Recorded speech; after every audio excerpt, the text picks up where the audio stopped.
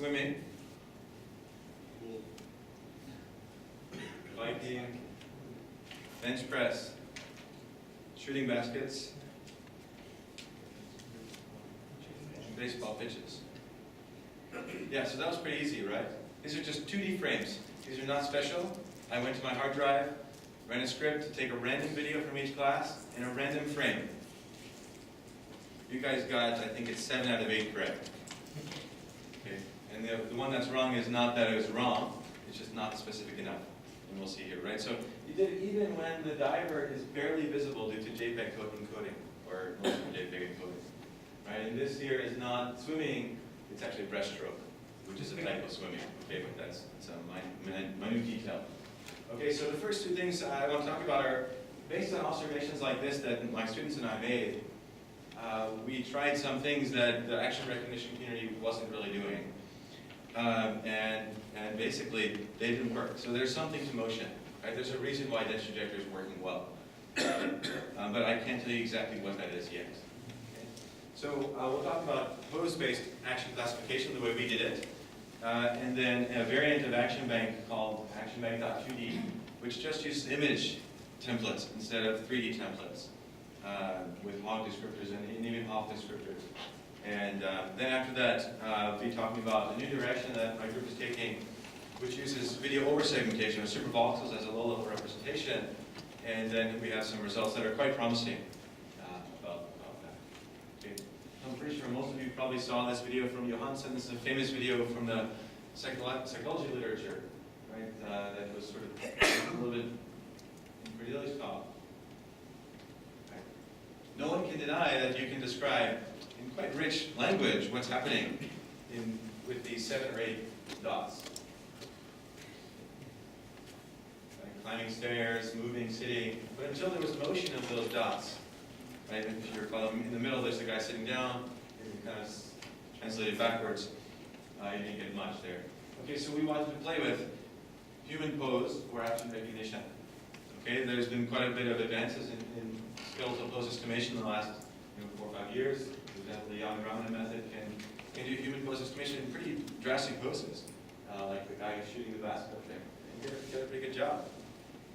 Okay, but if you look at the distribution of skeletal limb extrema for various actions, and this is just KTH actions like boxing, hand clapping, hand waving, jogging, and so on, there's quite a bit of overlap. For example, all of the leg, left foot, and right foot locations are essentially the same for most of the actions in these 6 actions here.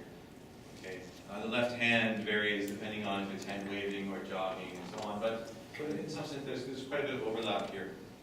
Okay, so moving beyond static pose, we developed a detector or a representation called dynamic pose, which essentially is an approximation of temporal pose trajectory over the video. Right? So if you run the Yang Ramana pose detector on typical videos from YouTube, they're very noisy. I'll have some results later on. So you can't really trust this as a true carving out of the pose through space-time.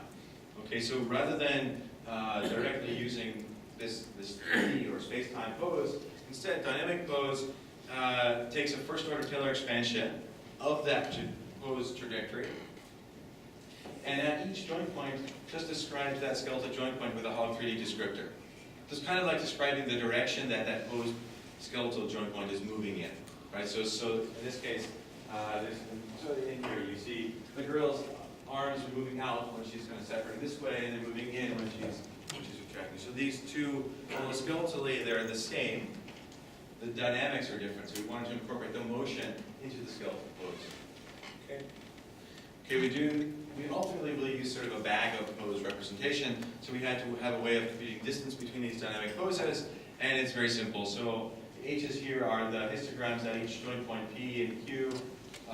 P and Q are different poses, joint points are I, and so essentially if the skeletal joint is too far, farther than some threshold gamma, we'll just use a constant penalty for the distance of that point.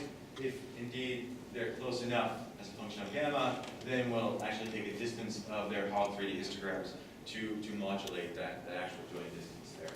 Okay, you can kind of see it again whether this is just a picture for this guy's doing his pressing, when he goes up, we want a different pose than when he's going down.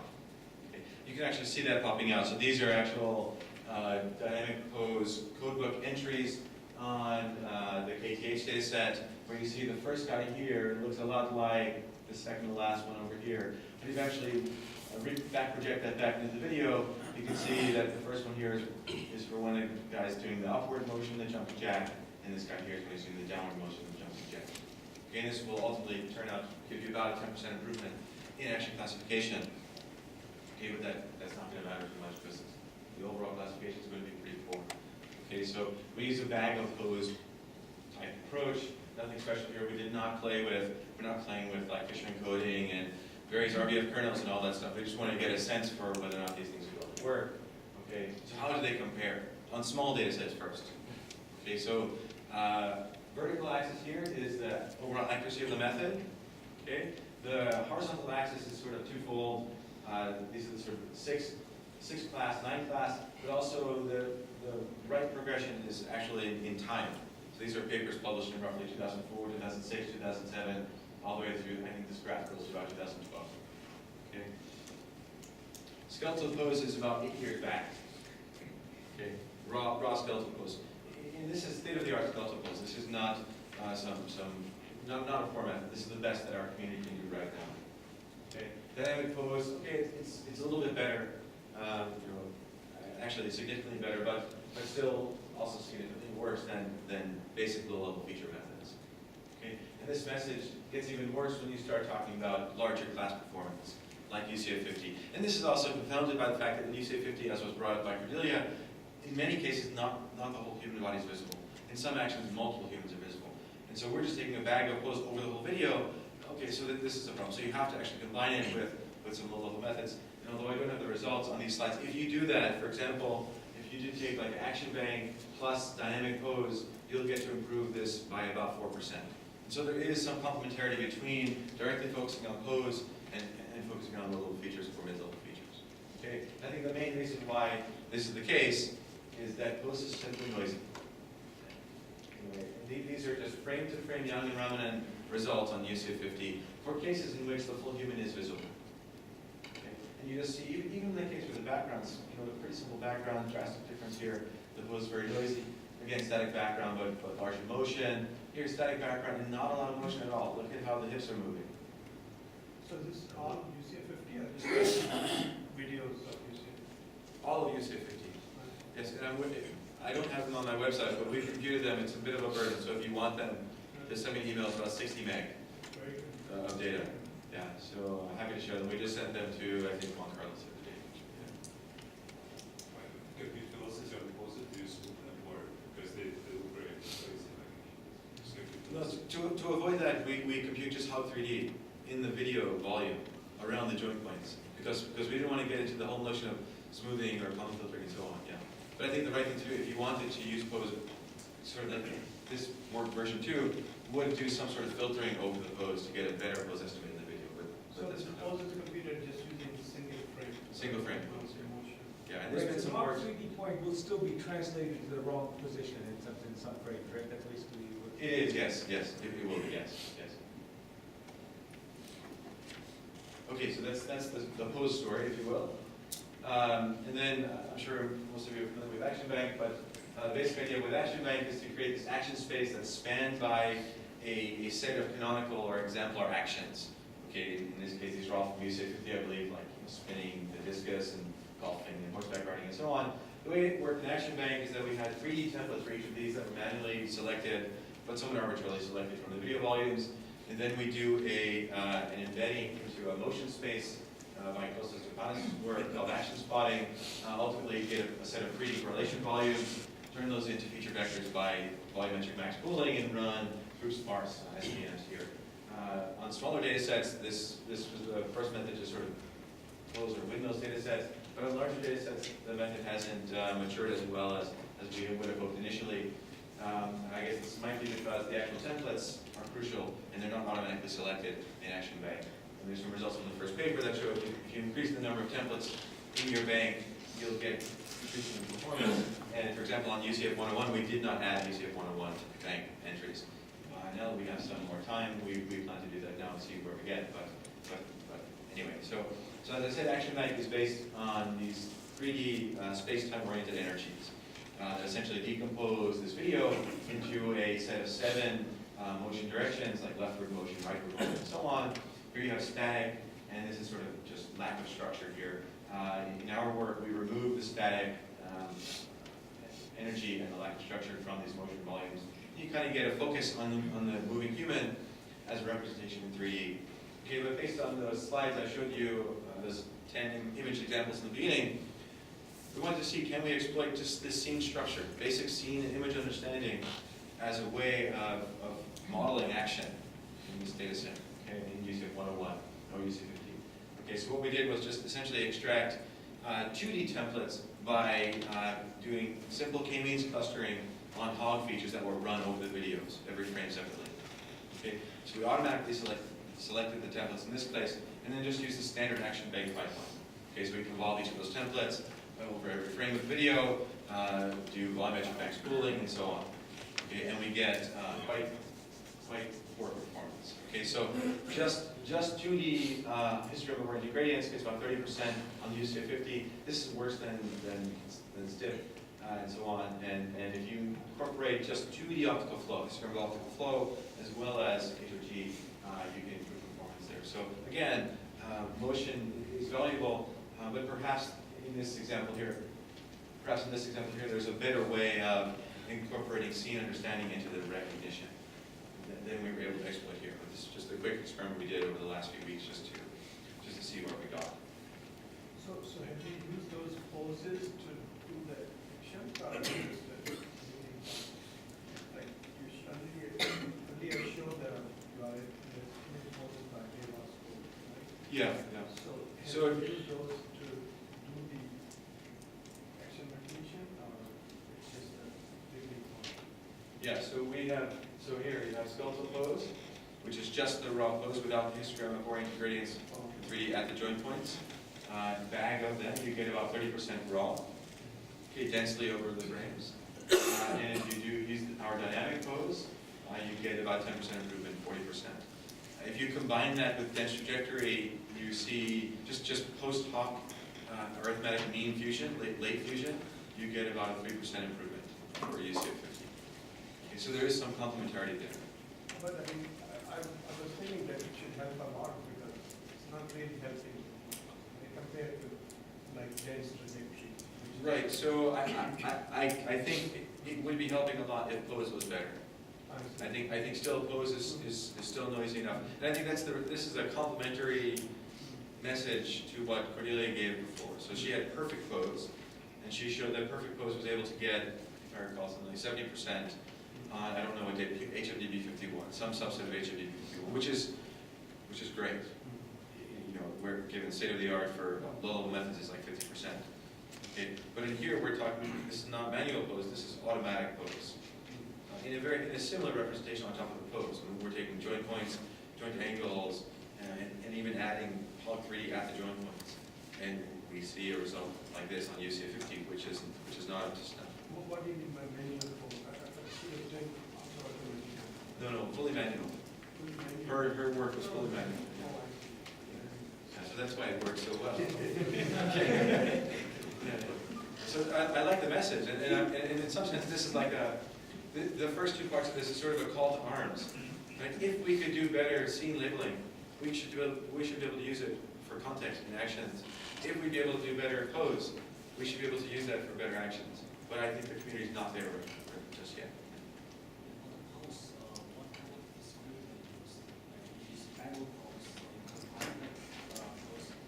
Those use like also like fusion points around this pose, or you have new descriptors for pose. For skeletal pose, it's just the raw pose. Just the structure, yes. For dynamic pose, it uses hog as well as the structure, hog 3D as well as the structure. Maybe I think from the previous talk, you think that maybe it had inches on around this post joist. Is that going to have I looked at that paper. They're just using that pose result is also based on based on the structure, it's based on the joint angles, and it's based on frame-to-frame differencing of the pose, which we did do.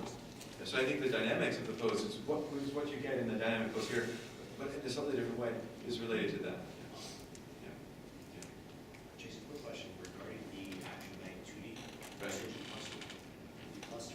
Yes. Cluster, what were you clustering exactly? So we ran, we basically extracted hog kernels Right. from, I don't know what we did on all the data, or just kind of like a random subset of the data, and then clustered on that. But just straight KV?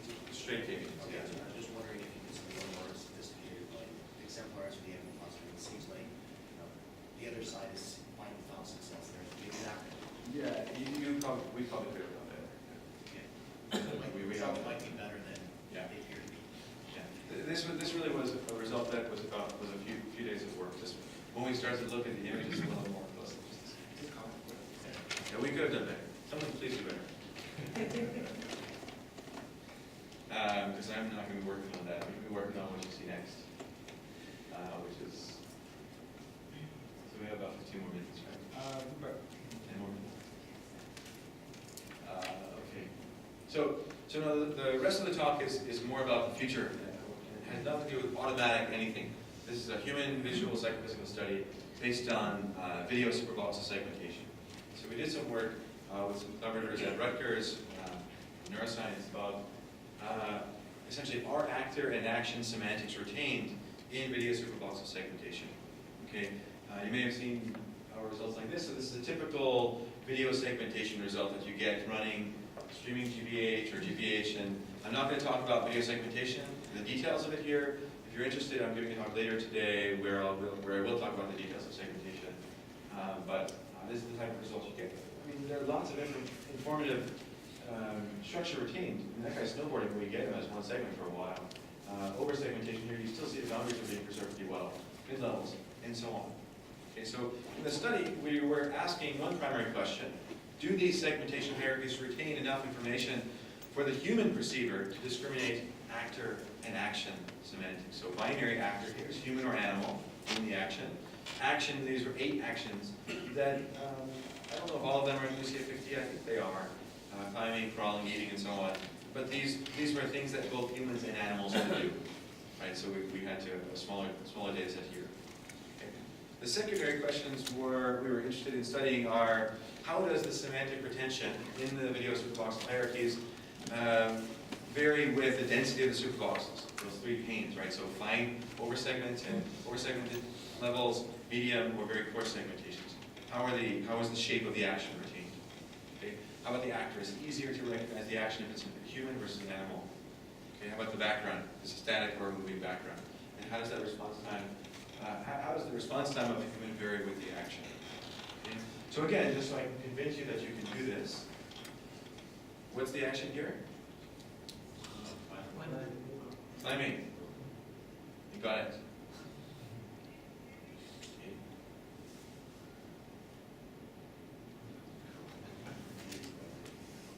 Baby crawling, right? It's not my baby.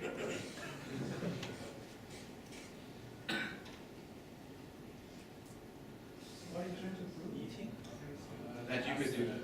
yeah, but animal, how does it help? Right, not. Gerbil or a mouse running. Oh, wow. It's a little harder for animals. So the question is, what am I trying to prove and how does it help? Right. So I think, How does supervoxels have recognition? well, right now they don't because no one uses them. Right, so the goal here is to say that, well, is there enough structure in supervoxels that even humans, the oracle of visual understanding, can they understand what's happening? And the ultimate message will be yes. Okay, so then after this we want to see how can we use these supervoxel segmentations as a feature for video action recognition. For example, why not use dense trajectories only in certain regions of the image based on supervoxels? We're actually thinking of doing this. Yeah. So here's proof that there's enough semantics there. And it's mostly about context, like say if you have the same structure and single objects are involved, no, So it could be be about context, but I'm not sure that it's easy to understand the context from segmentations like this. But it's about the shape of, I think, the way the motion's evolved. But I mean, as you showed that Johansson's moving on display, it's well established that human can do this very, very limited technique. Like moving like this. Yes, yes, and in this case, there's more noise. So we want to see it, even with the presence of noise, can we still have that level of accuracy? Yeah. So did you compare to just having the human segmented out of the video, something like that? And Say see the how- question again? Did you test if you had a perfect human segmentation, how they would compare, like perfect human segmentation, how would humans could classify the action versus if you just have super boxes? Yeah, no, we didn't do that, but that would be a good thing to study. Just want to mention that K et al.'s paper in ICCV 07 is effectively using worse form of super box segmentation to do action distinction. Yeah, and there's early in work. general, the results are not as good as the newer techniques. Right, and there's early work in like motion boundary histograms and so on. Yes, yes. So essentially, this is saying, superboxes are in some sense easier to compute. You'll always get, you kind of get a repeatable result. But what features could we use there? Because everything is dependent on the quality of that super box segmentation, because it's a hard decision and you can never recover from anything that's been understood. I think the advantage of this will be in the localization. Yeah. Localized reduction. Right. And maybe the technician only can still. Yeah. I think there's not much time left. I do have a lot of actual results that we got. So just to kind of give you a sense of what we did. We built a data set that had roughly 4-second videos that spanned the two actions, both static and moving backgrounds, and the two actors, static and moving backgrounds, the 8 actions. We sampled 3 levels of granularity in the segmentation hierarchy, so a fine level, a mid-level, and a coarse level. And we're kind of, like a side question for us is there a best level of the hierarchy for this? And in total, we gathered about 96. We gathered exactly 96 videos, which are 2 actors, 2 backgrounds, 8 acts, and 3 levels.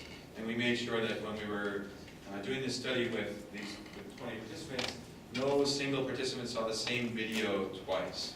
So if you either saw a fine version of one video, or the mid-level version of one video, or the coarse level version of one video. Okay, and none of these college students work in video segmentation, so they're not used to seeing these videos, and there was so much harm. And one of them, who's no longer a colleague, was my wife, and she did just as well as everyone else. Okay, so it was basically a web-based interface. You kind of saw something like this, where you load the video. They're instructed that time matters, so to hit spacebar to start the video and hit spacebar to stop the video as soon as you know. Okay, and then there's a forced choice, actor and act, or you can say you don't know, one of them. That will account for that. Okay, you space to begin, you see the after video, you stop it. And just some quick results, not to go over time. Can we discriminate the actor quite well? Humans a little bit better than animals.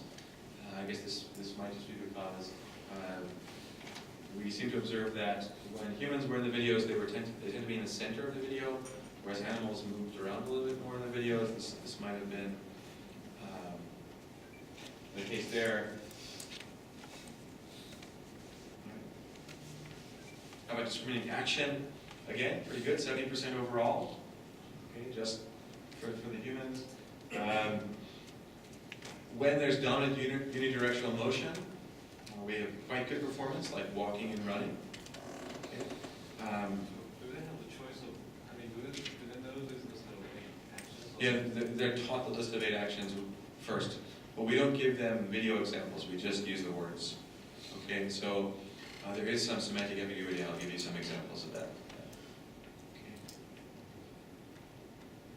So these are kind of canonical examples of running, human climbing, animal running, animal climbing, and so on. So this is like a random dot stereogram, right? Like kind of down. Random dot stereogram? When you show humans have this capability to kind of see in 3D, and you look at just one, Yeah. you don't see a mix. It's like a jump. My intention is not to make a parallel to random dot stereograms. One thing we're doing now is showing videos of optical flow, showing videos of just the boundaries and not the colored segmentation, just to get a better sense of what's happening. But indeed, humans can make a lot of sense of these Yeah. images. The other thing is, I mean, this kind of shows how bad is the segmentation. Like, if you- the How super- bad? Yeah, I mean, Superbix is a pretty bad segmentation. It's not really. Yeah, but it's good enough for humans to do action recognition. No, it's not. I mean, humans actually, you don't have to do segmentation, you can just show the video there. They will see you.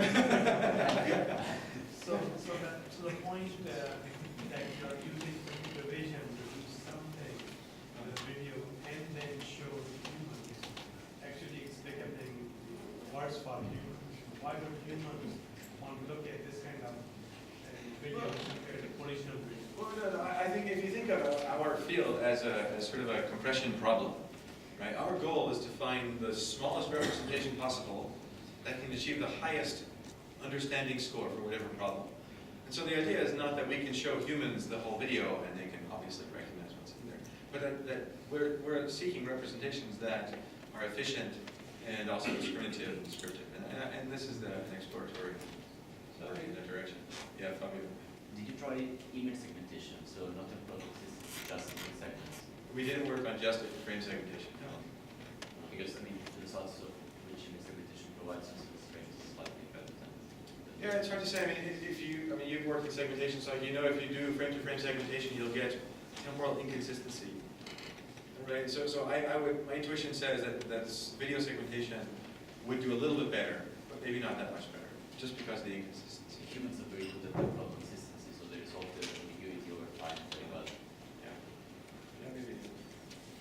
Jason, did you just show the boundaries? No, we showed exactly these videos. Okay, because it could be that the flickering or whatever causes a distraction. Could be. The color flickering. Yeah, could be. There's some timing scores. The humans are better than you think. In 1 second, for most classes, they can get the right answer. We're smart.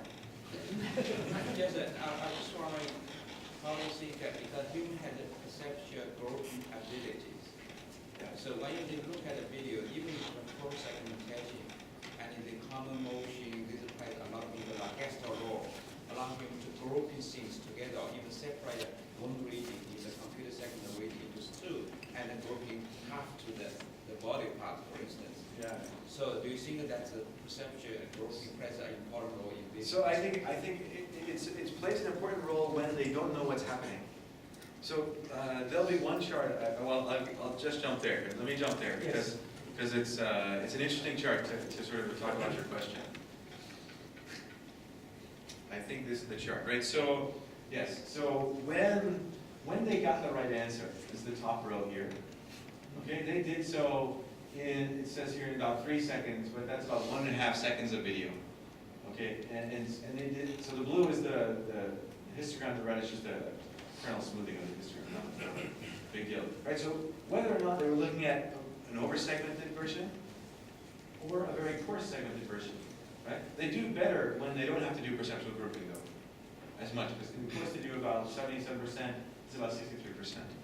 But when they got it wrong, they just seemed to look at it forever and ever and ever, as long as they could, 8 seconds, okay? And no amount of grouping can get a better answer. So in this case, I'm not sure. I guess this is telling us that maybe perceptual grouping is actually not helping that much for these videos, actually. Or would it be that because the segmentation produced the inconsistent information? Or that's, We'll be yes. able to group them together. Yes. So let me just jump to the summary, and then this paper was published at a conference called International Conference on Semantic Computing. It's not in our community, but they seem to like it. It's in the journal version submitted right now. We actually learned pattern classifiers on the segmentations and show that our performance with simple features like shape context is not as good as humans, but there's some promise there.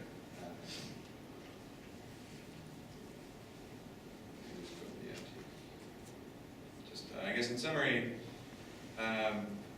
despite the fact that we can look at a frame of most of UCF50 and do very accurate classification, the simple things we tried with scene structure, human pose, did not yet provide enough information to leverage them And one direction my group is working on is can video over segmentation, video segmentation, provide useful cues to help with modeling shape of action, or even just context, and so on.